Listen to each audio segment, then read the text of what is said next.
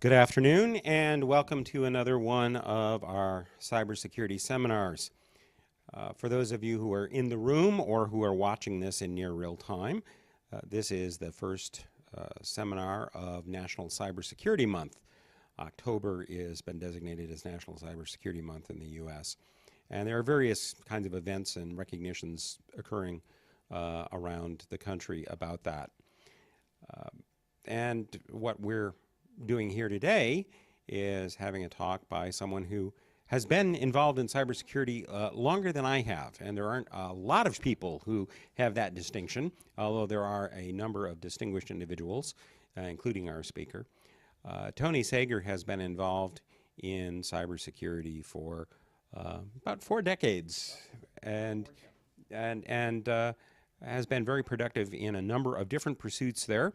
He will tell us some about that and provide this very long baseline view of the cybersecurity arena, some of his thoughts on it, and about whether or not it's maturing.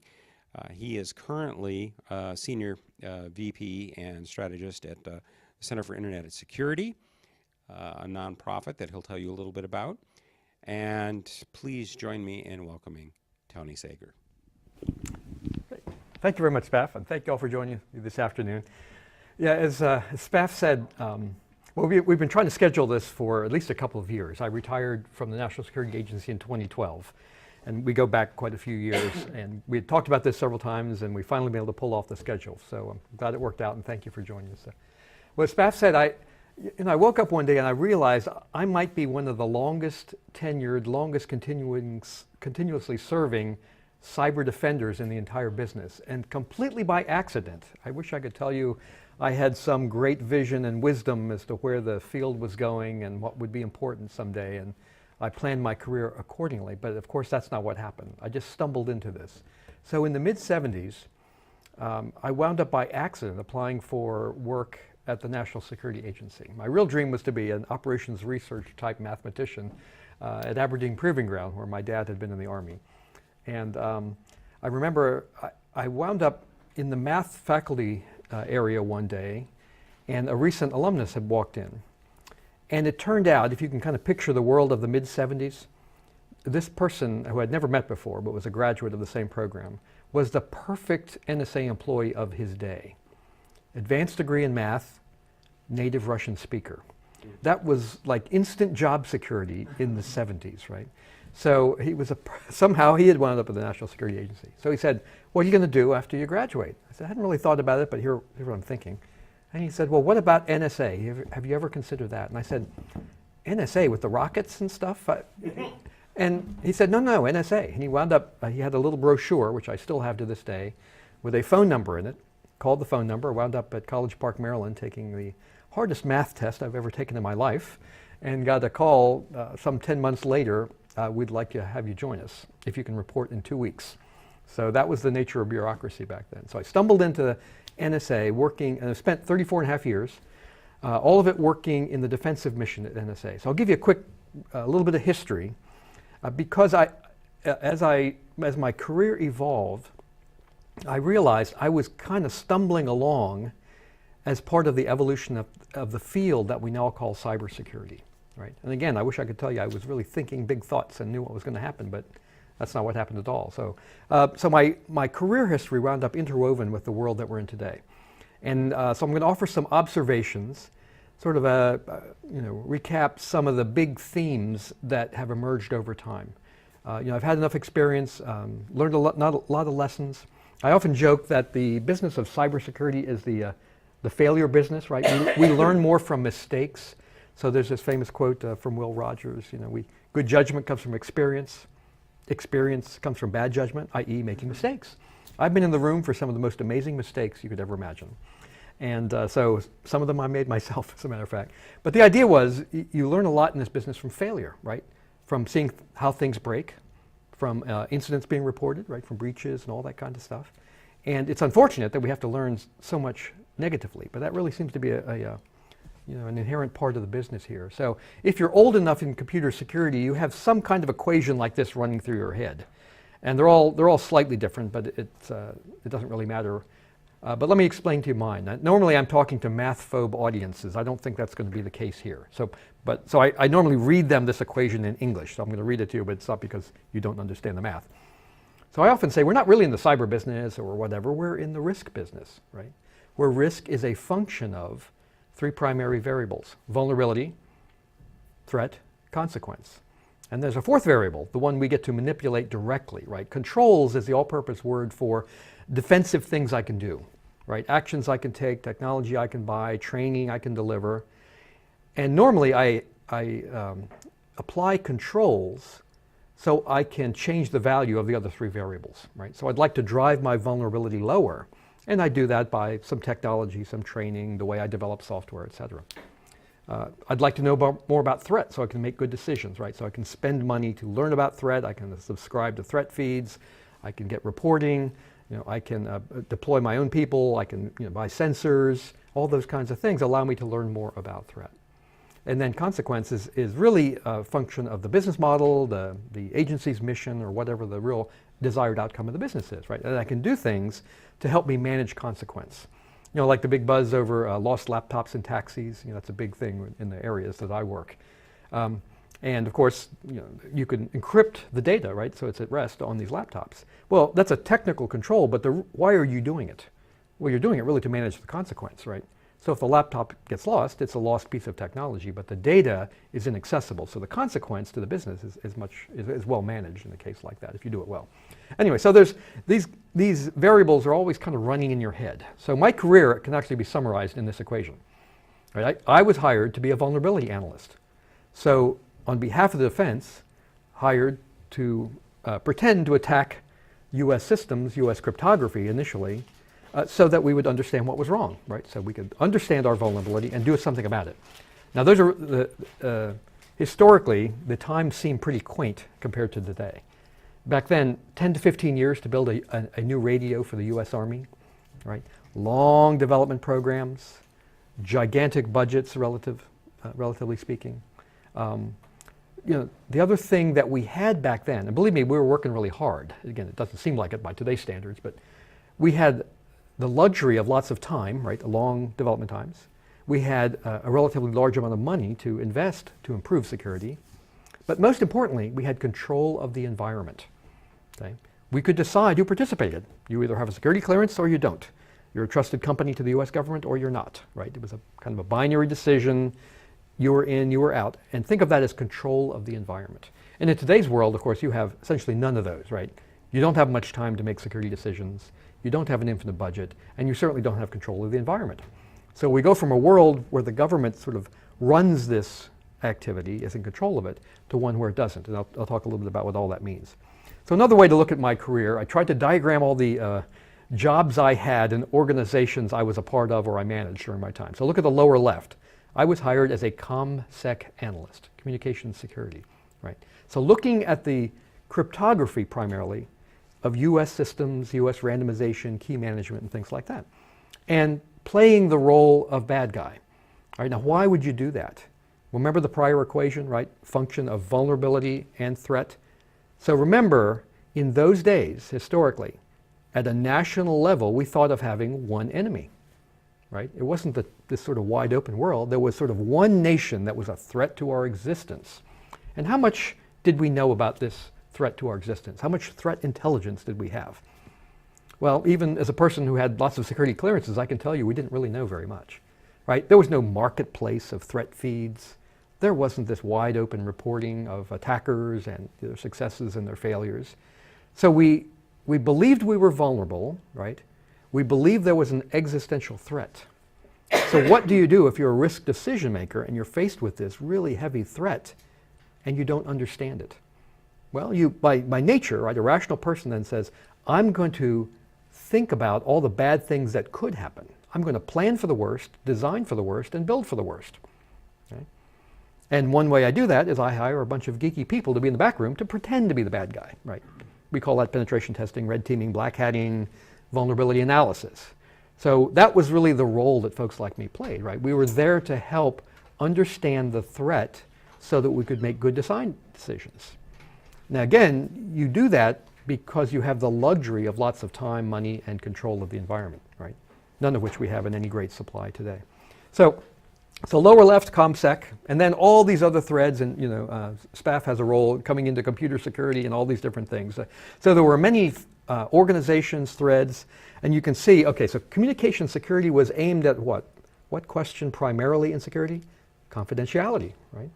And if you can narrow your security concern to confidentiality, you're actually in pretty good shape, at least by today's standards, right? Because what do you do with confidentiality? You equate the difficulty of protecting communications with a really hard, well known to be hard mathematical problem, right? That's why mathematics was the primary discipline of those days.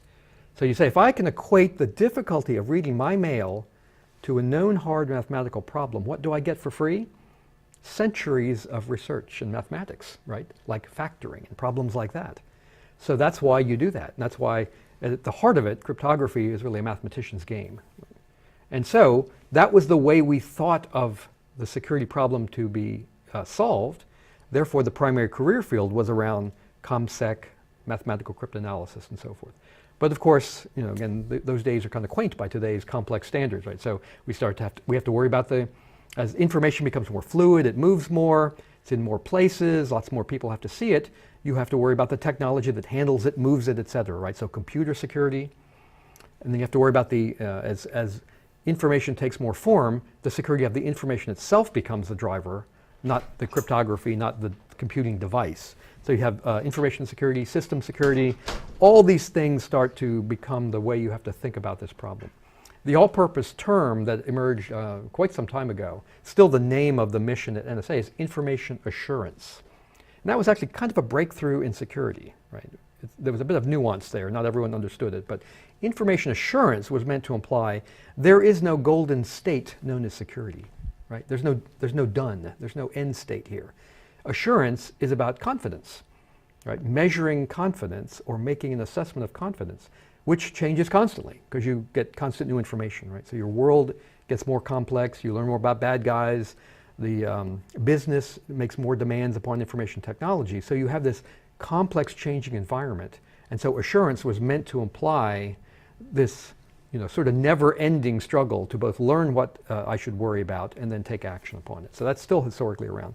Eventually, and you can see as these names go on, right, they are broader in scope, bigger in their thinking about the problem, and hence sort of more generic or more general. And then today, and there's all these different pieces down there. It turns out almost all these correspond to organizations I was a part of. For 80% of them, I never actually changed desks, right? It wasn't me following the evolving cyber mission.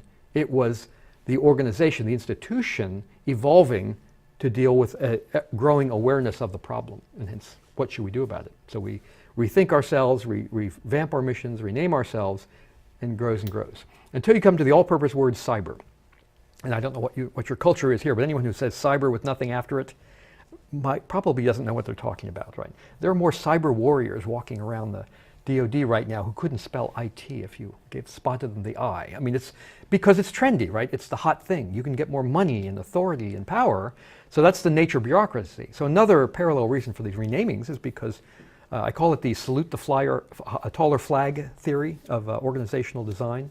Whatever it is you're working on, Gene, that's really nice. But I'm working on something grander, and the flag is taller, and we salute even more. So I'm going to rename myself to have a grander name than yours. And so it's a bit of a chase for authority and so forth. And I'm not a cynical bureaucrat, but that's been the way I've observed it over these years. So complex, lots of changes, but think of it as as our understanding of the problem grows, right? As the complexity of the problem itself grows through all this, this world of, I never thought, I said, how did I miss the meeting where we thought it would be a good idea to share our network with the bad guys, right? When you're old enough, you think, well, if it was sensitive, we had our own networks, right? Our own leased lines, parallel communications paths. We controlled the environment, right? And then this internet thing hit us. And, it's a great thing that it did. But the complexity of the security problem just exploded, right? We have our economy, our national treasure, our personal wealth. Everything about our health is essentially floating around in the public. And so, again, it wasn't a conscious choice to operate like this, but that's the natural evolution of this. So if I could, I call these the seismic shifts. So it's kind of big movements in the business. So most of them I've talked to you about already. This focus, the singular focus on confidentiality, cryptography, right? What we called communication security or ComSec back then, much more broadly now focused. And if you think of cyber as the all-purpose word, then it encompasses all of that, right? From the confidentiality, but also the integrity of information, the availability, the economic issues underlying it. The primary discipline goes from mathematics, right? Hey, mathematics is, when you're a mathematician, math is the center of the universe. That's taught to you in your introductory classes. But there are all these other fields that have dramatic impact on security, right? From computer science, engineering, networking, operations. So I shifted my career early. I mentioned, as a mathematician, working on cryptography of US systems. My life was changed forever around 1980 or so with the personal computer revolution. And I switched my career field from math to computer science for one reason. I figured out the government would buy me an Apple II Plus to have on my desk if I switched my career field. And I thought that was the coolest thing ever, right? Because I grew up with mainframes. Punch cards, anyone old enough, right? Punch cards. You have to be really nice to the guy behind the counter so you can get more than one run done during a day. Oh my gosh, that's like Stone Age. I thought that was the most tedious, unpleasant way to spend my analytic time.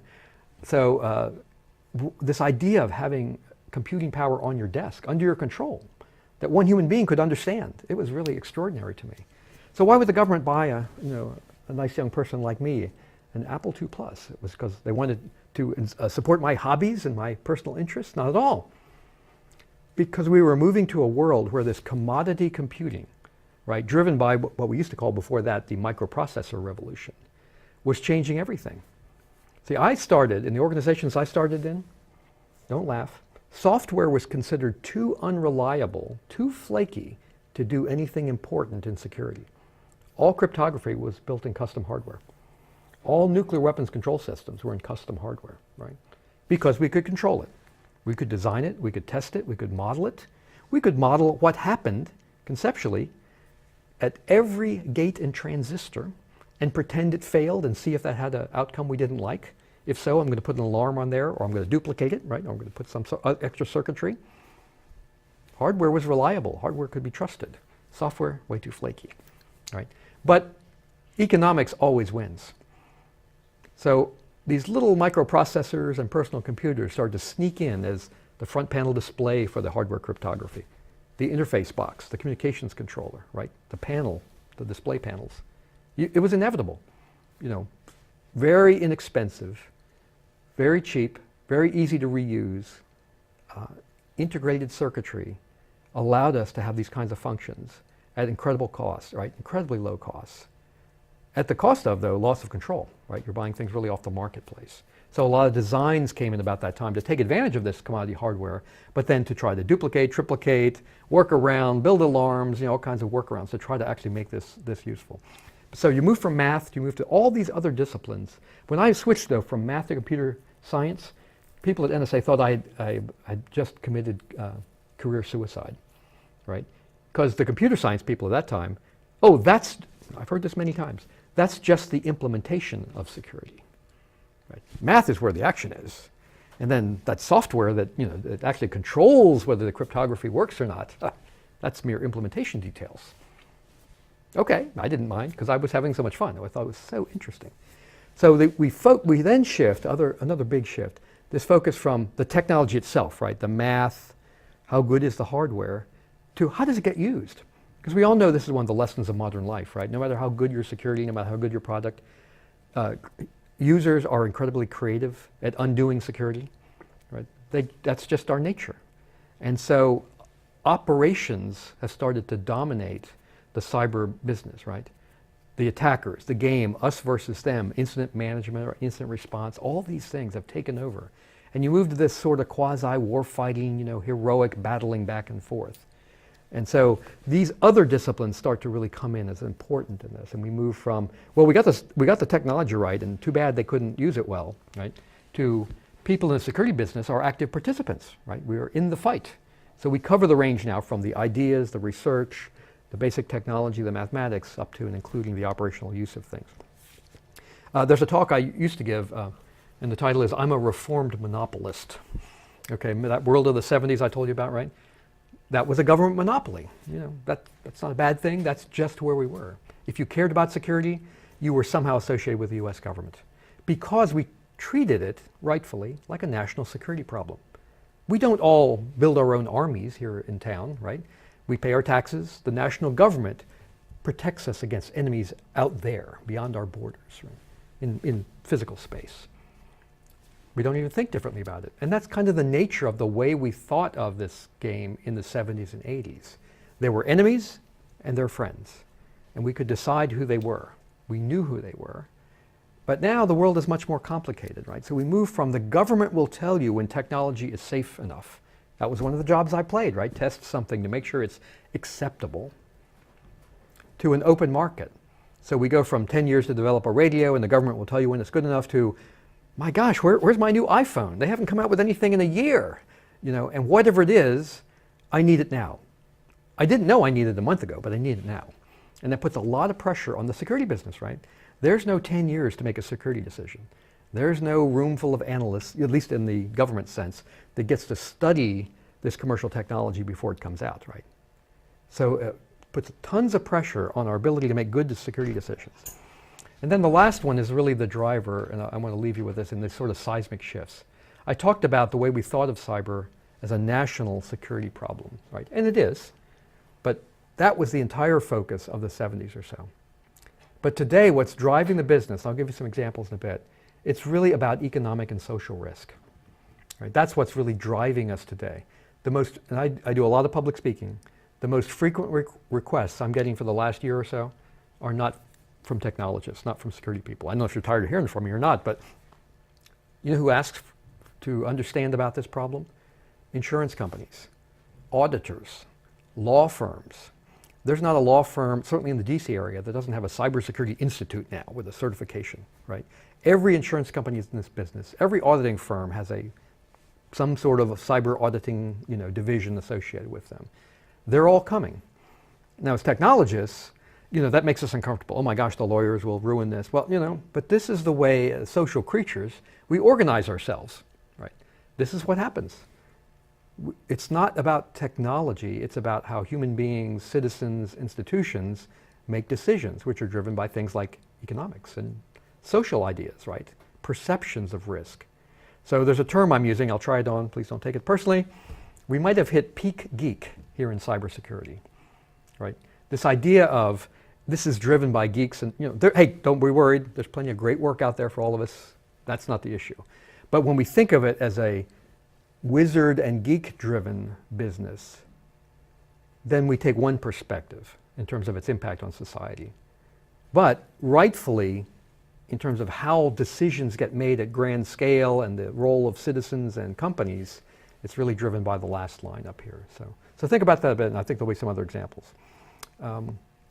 Here's sort of a lessons learned now. Those were the big themes from my perspective, but lessons learned. So anyone remember the movie Independence Day? Not the recent remake, the real Independence Day movie, right? So I often say cybersecurity is not like Independence Day. What do I mean? Independence Day, the movie, the aliens are coming, right? Big mother ship and all that kind of stuff. We know who the enemy is. They're there. Right? Heroic, brilliant people on our side take the alien technology, turn it around against them, come up with a clever virus. They heroically fly up to the mothership, deliver the virus. Boom. Battle is done. We all get to cheer. It's over. We win. That's not cybersecurity. If you work in cybersecurity as a practitioner, it's much more like the movie Groundhog Day.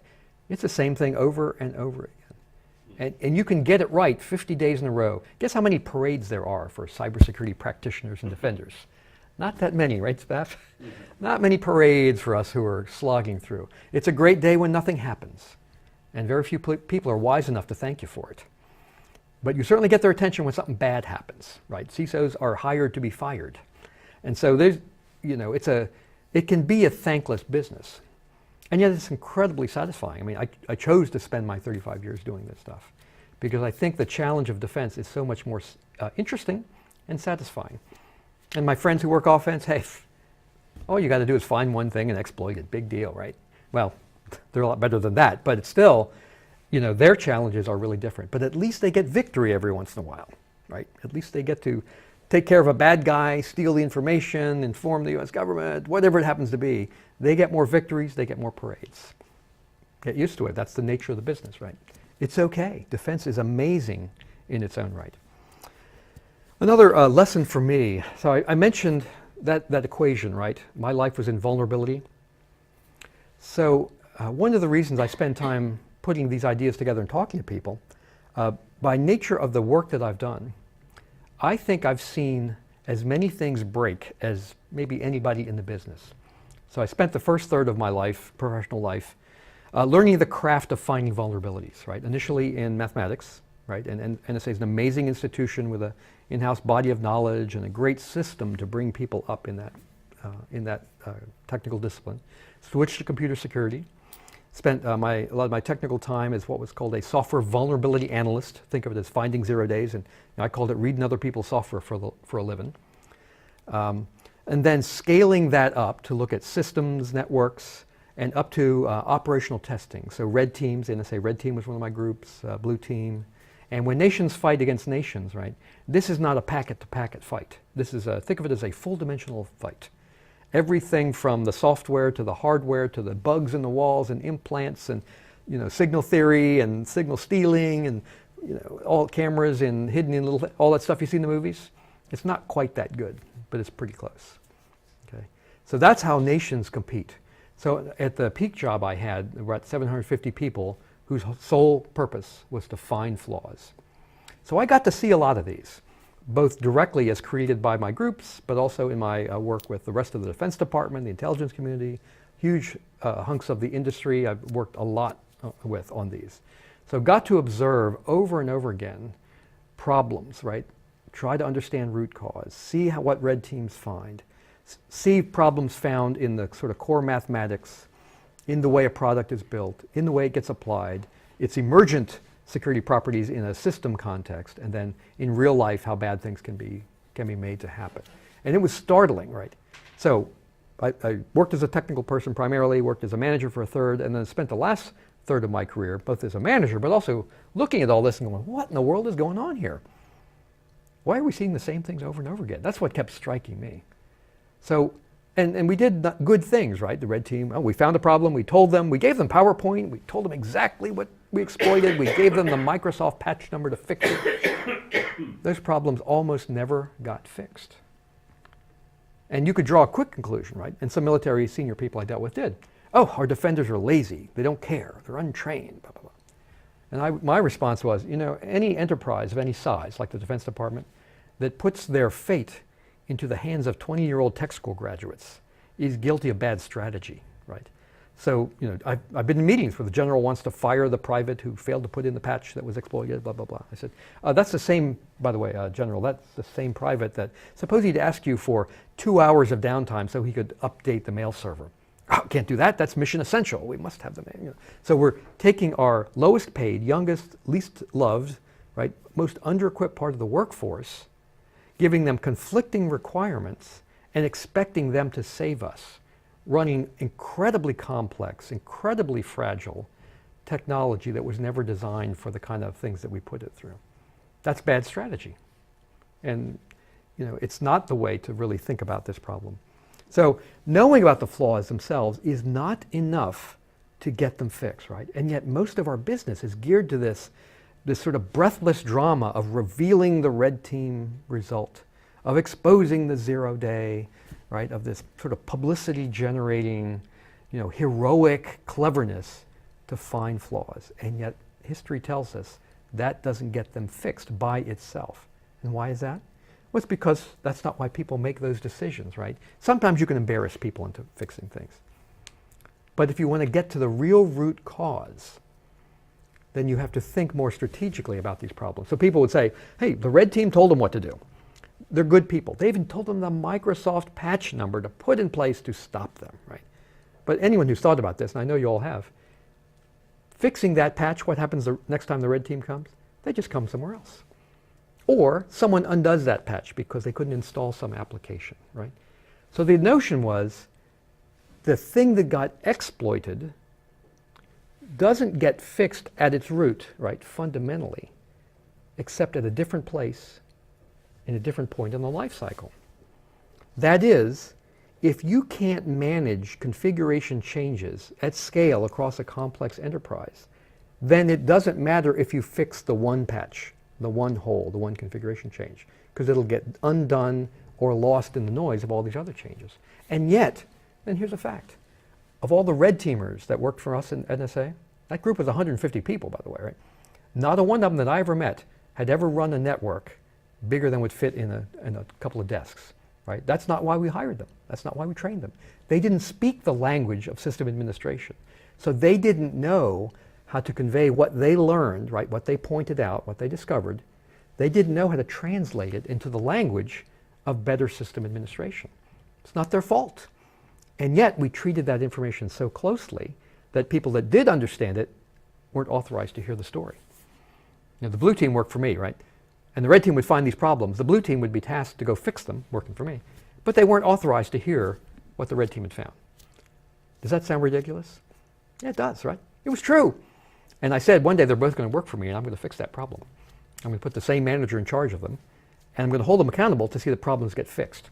Because pointing them out is just part of the life cycle, right? So at the end of the day, we need to fix things. But that was one of the great lessons for me, that information, cyber defense is really an information management game.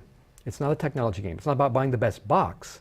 It's about moving information from where it's created to where it's needed and in a form in which it's needed. So that example I gave you of the red team finds it, right? It creates information. It finds an exploitation.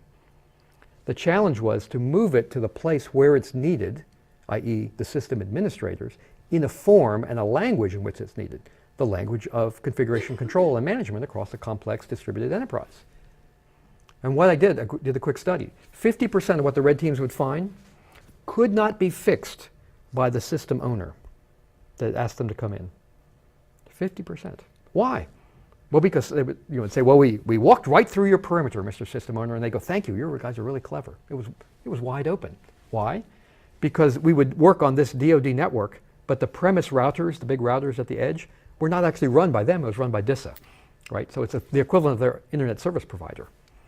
And guess what DISA's criteria was? I want to cut the number of human beings I have to pay.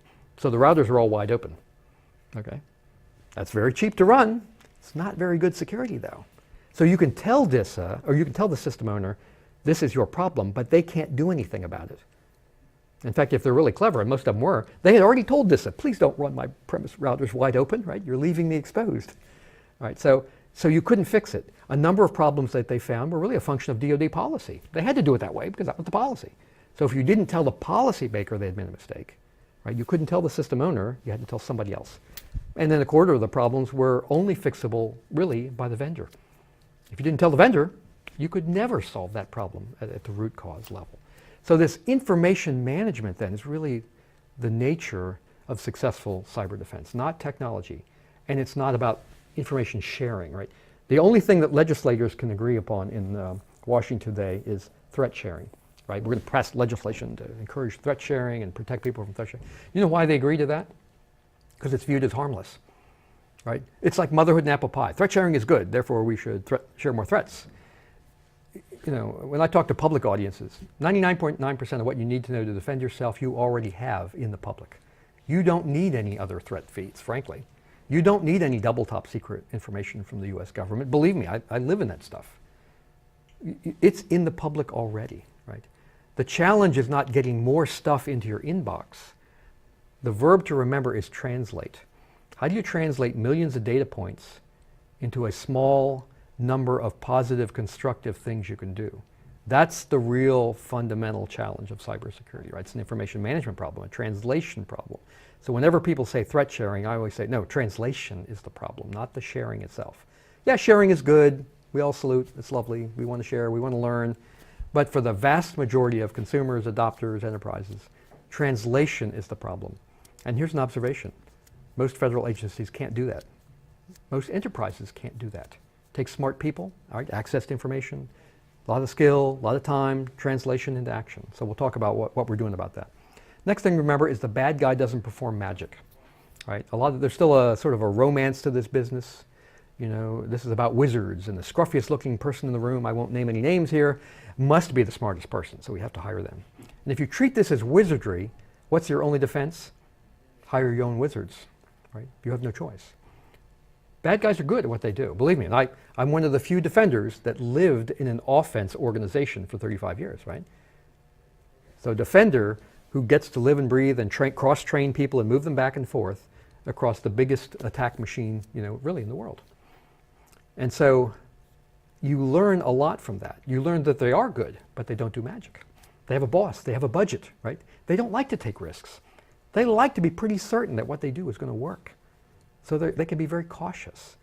So let me offer you a little free content here. If you ever next time you go to YouTube, look for these search terms. A guy named is Rob Joyce, R-O-B-J-O-Y-C-E, with this acronym TAO.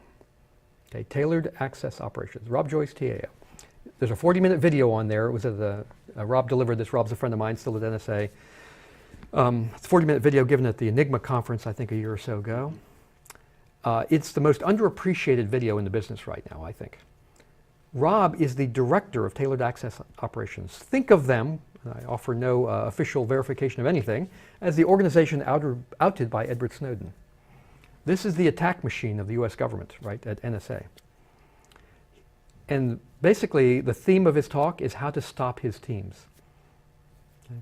And you will not hear magic. You won't hear, you know, he didn't hold much back, frankly.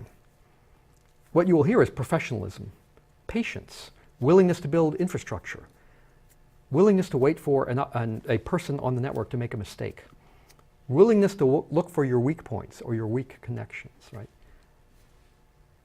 No magic. Skill, professionalism, patience, yes. No magic. If you could do what he recommends that you do, you're protected against the vast majority of attacks today, without question, okay?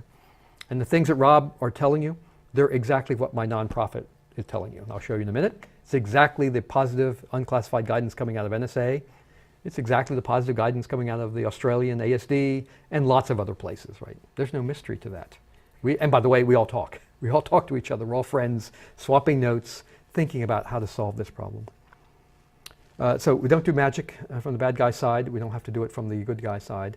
And then the last of the Pareto principle, 80-20 rule, it really does apply in this space. That is, you can get most of your value from a relatively small number of things. Not to solve the problem, but to make most of your progress. So the rule is basically 80% of your value comes from 20% of your inputs or your variables or whatever. And so the key is, though, can you figure out what that 20% is? That's what you need to think about. So the term I use for this, so here's the irony of the business. Right? I started in those monopoly days, no marketplace, monopoly provider from the US government. At this moment, we have more tools, training, right, technology, things to help us as defenders than we've ever had in our history.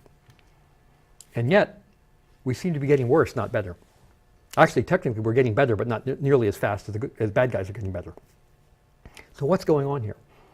So we go from this monopoly situation that we talked about, and I was trying to come up with some way to convey the complexity, and the term I came up with was the fog of more. Okay? What paralyzes people today or confuses them or misdirects them is too many choices, right? Too many advice givers, too many magical marketing claims from vendors, too many conflicting overseers, regulators, you know, people that want to know what you're doing, expect you to prove that you've done the right thing in security. It's overwhelming to figure out what to do. That's what's paralyzing people today, right? It's a confusing time. You don't know who to trust. There's too many options, too many vendors, too many claims.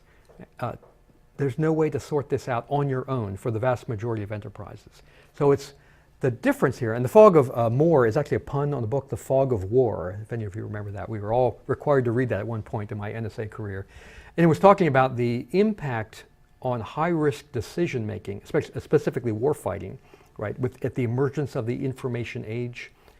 So you're making decisions with amazingly dire consequences, life and death consequences, and you're doing it with rapidly changing information of uncertain quality and confidence, but you still have to make a decision.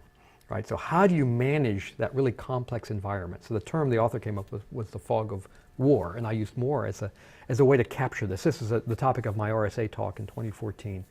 But for a lot of people, it helps capture for them why they are confused, right? They just don't quite get this. So how do we get through all this?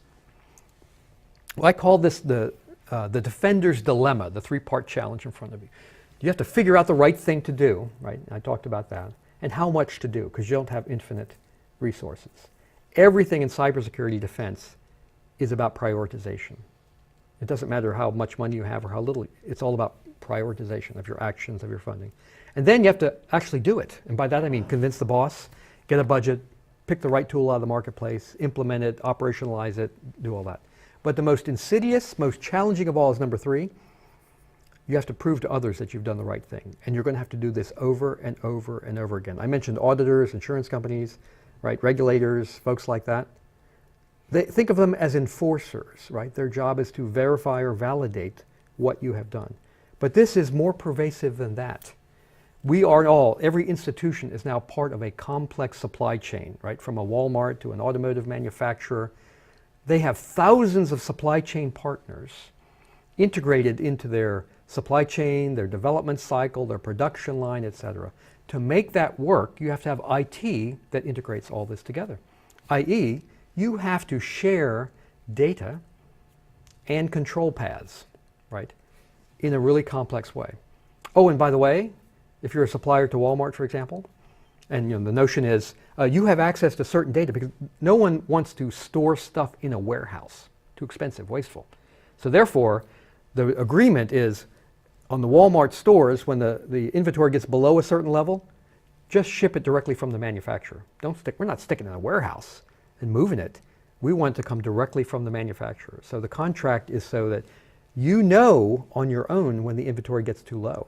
That triggers a message, right? Which triggers then action to bring information. Highly efficient, very cost effective. But now you're sharing IT, at least at some level. So you have to have some measure of trust, right? I have to develop trust. Around that purpose, I have to identify what data is needed, what control paths, and then how do I make that work in a way that doesn't undo my business model, right? Think of some of the big hacks that have happened, like Target, right? You're bringing suppliers who you don't know much about their security or the way they protect information or the way they deal with their credentials into your environment. So a subcontractor might need access to certain parts of your environment. Does that mean they need access to your point of sale terminals? Not likely.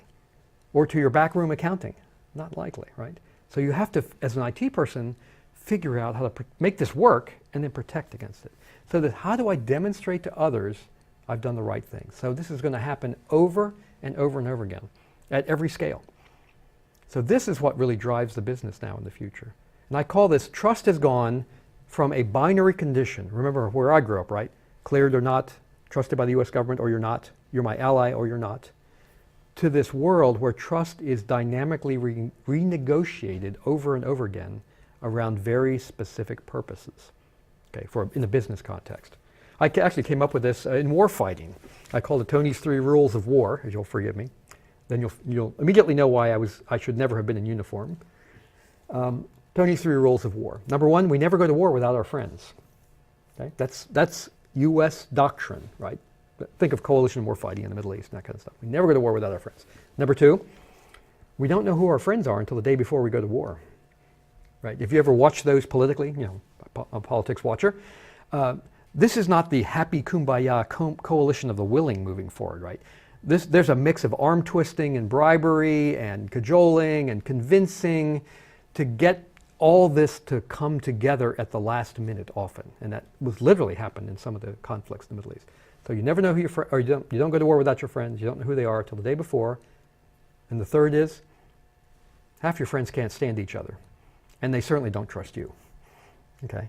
So these are complex coalitions brought together to do some of the most dangerous work on earth, right? Fight wars, which means and think of the IT challenge now. How do you do that successfully? Well, if all these nations can't tell who the good guys are from the bad guys, you got problems, okay? Because you're bombing the wrong people. And so you're trying to combine these forces in a logical way to achieve an objective and yet keep everybody safe. That's the warfighting equivalent of the business challenge, right? So we trust each other, but only for that purpose, only for a given amount of time, only for the data and control that we have agreed upon in order for us to execute that purpose. That's the nature of this business now, is how do we establish that kind of environment where that can be done quickly, efficiently, cheaply. So I'm working with a number of vendors like Walmart and others who are trying to figure out how do I assess the security of several thousand suppliers, right? As cheaply and as quickly as possible. And if one of them can't meet my cost, I kick them out and I bring the next one in. And so I can do the same for them. Very dynamic and very challenging. So in the interest of time, I'm going to skip over a couple of things so you'll, but I will say this. You can't survive as long as I have in this business without being one of two personality types. Complete cynic, hopeless optimist, right? And the cynic has something to pick on every day in this business, right? Some bad thing had happened. It's great. If you like being, I know people at NSA who've made their entire careers around being cynical. You've met many of them, Staff. Nothing, no names. And that's good. We need people who, sort of truth tellers and, coyote people, if you know that lore and all that kind of stuff. But if we're going to make real progress, we need lots of hopeless optimists too. Belief that we can change things. So things are changing. I mentioned most of these already, right? I mean, a number of us grew up in the days where we had to actually, only we care about security. How come no one else cares about it? Well, now everybody cares about it, right? It's popular magazine fodder. It's headlines. So you can't help but at least be aware at some level. Institutions are motivated. I remember, I mentioned to you the who wants to hear from me now? It's all these really social institutions. All these things are starting to go into motion. Resources, there's talent, there's great centers like this. I mean, this is one of the pioneering educational centers. And there is better technology. I don't want to tell you there's a rosy future ahead, but there is. There's some reasons for optimism here. So here's what I'm doing about it, and then I'll finish up here. So all these observations over all this time, I've retired 4 years ago. On a lark, frankly, one afternoon, the most frequent question I was getting in the mid-2000s was, what do I do first? Okay, that's one of the fog questions. There's 1,000 things out there. There's security guidance, and by the way, NSA started releasing security guidance to the public in 2001, and I was the manager who led that campaign, right? I didn't do it because we're just nice people. We are nice people at NSA. We did it because we recognized we're all in this together, right? There's no boundary for the DoD anymore. No one gets moved or paid or uniformed without commercial friends. So we have to help everyone get better. But in 2008, the question was, what do I do first? And I would say, oh, there's the NSA security guidance and the NIST has some good stuff and you can go over here. No, got it. That's thousands and thousands of pages and all this technical gobbledygook. What do I do first? What do I convince my boss of first? Where's my first dollar best spent? What do we focus on for the first quarter? And I just said, gosh, I'd never thought of it that starkly before. But that's reality for a lot of decision makers, right? Or a lot of security professionals trying to convince decision makers. You can't sell them on a 10-year program without some results. You've got to bring focus, and you can only keep so much of the boss's attention. So what do I do first? So I gathered 5 friends in a room, and these are not ordinary friends. These are extraordinary friends, representing the full range of knowledge at an NSA. And I said, no one leaves the room till we agree on a small number of things all of our friends should do. Not to solve world hunger, not to create peace in our time. Because if you get enough security pros in the room, what happens? You will get an infinite to-do list, right? An infinite list of problems and an infinite list of things to do. That's not very helpful. That's the fog problem. I said, so small means 5 to 7. All of our friends should do these. Not to solve the problem, but to get started, to sort of lay the foundation for the rest of. And this business, nothing personal, guys, draws really bright, really opinionated people. You don't have to look at anybody in this room. They wouldn't leave the room until we agreed to 10. I couldn't bring them to 5 to 7. So a list of 10 on two pieces of paper went down to the Pentagon and a few friends. That was it. If you don't know where to begin, start here. Just an afternoon lark. Never dreamed of it any bigger. Got a call several months later from the SANS Institute. Hey, we have your list. It's pretty good. We'd like to build a project around it. So they take it from 5 friends to 5,000 friends on a mailing list, right? Most of whom don't know each other. And they partner up with a nonprofit called a think tank called the Center for Strategic and International Studies. And they create something originally named as the Consensus Audit Guidelines, better known as the SANS Top 20. And the idea was this list of 20 most important things you could do based upon what bad guys are doing, right? Not speculative, but based upon specific knowledge of what bad guys are doing today. How should I prioritize my actions? What are the most important set of things to do? 2012, I wind up retiring from NSA, go to the SANS Institute to run some special projects, eventually took this back over, spun it out into a nonprofit company with some sponsorship from SANS and some of the other companies in the business. And it lives today in the Center for Internet Security. So I've chosen to spend the second act of my career focused on this, what I would call operational practice. You might think of it as, what's the best we can do with what we've got available to us today? Right? I'm glad that, Spaff shared some of the research summaries here. There are people that need to solve some of these foundational harder problems, absolutely. But I chose to focus on what can we do with what we have available to us today, right? What's on the shelf in the marketplace we know about, because I think that's the 80-20 part of this, the stuff where we can get a lot of return for a relatively modest amount of work. And I'm not saying it's trivial, right? It doesn't make it easy. But for example, the official number from the US CERT, right, the US Computer Emergency Response Team, is 85% of the incidents that they manage, right, scarce high-priced labor for the US government, 85% of what they manage, both by numbers and by time, come down to basically hygiene problems. Failure to patch, bad configurations, terrible lack of zero network segmentation, and no separation of anything. Pretty normal, basic, good IT operational stuff. That's their number. Everybody else who's ever studied this, from the Gartner Group, Symantec, et cetera, comes up with a number between 80 and 93% of the problems that they track, that they manage, that they say, come down to basically washing your hands, getting your shots, right? Not coughing on your neighbor kind of stuff. Pretty straightforward things. So that's something where we can make a lot of progress. That's where I've been spending my time. I'll give you a reference as to how to find these things. This is not a commercial. You can tell I spent my life in government, right? This is all done with volunteer labor. I'm the chief cat herder, organizer, community activist for this. And then, much to the surprise of many of my business friends, we give it away for free. So, because it's created really through community labor. Right, that's the way I like to think of this. We monetize it through some membership models and other things, and other services and so forth. But when you're operating in this model, we're not trying to build a big company, right? We're trying to build a big community to pull all these things together. One of the other lessons for me is that if you want a good list of things to do, you can go walk on any street corner in cybersecurity, right? You can find lots of magazine articles and go to NIST. Again, remember the knowing about a flaw doesn't get it fixed. Having a good list of things to do doesn't make them happen, right? There are great lists out there. There's great information. What's been missing, I think, is community building, is identification of barriers we have in common, a nonprofit to go negotiate with the vendors, right, to help them align their products along with the most important things to do. So we're putting all that together now from the Center for Internet Security. And here's some of the things I'll mention briefly. This has taken on a life of its own in the last 3 years. So the big recent event for us was the California Attorney General Data Breach Report. Came out end of last winter. Basically summarized and categorized all the data breaches in California since 2012. And recommendation number 1 was, if you want to deal with this problem, use the Center for Net Security Critical Controls. Much to my surprise, I never met these people before they recommended it. That caused more phone calls to come into me, asking me to explain it, and me sheepishly saying, I have no idea. I think I better go introduce myself to the Attorney General of California. So last week I spent in California giving workshops. The concern of the Attorney General, and it's a legit one in California, is how can we help really small up to medium businesses deal with this problem?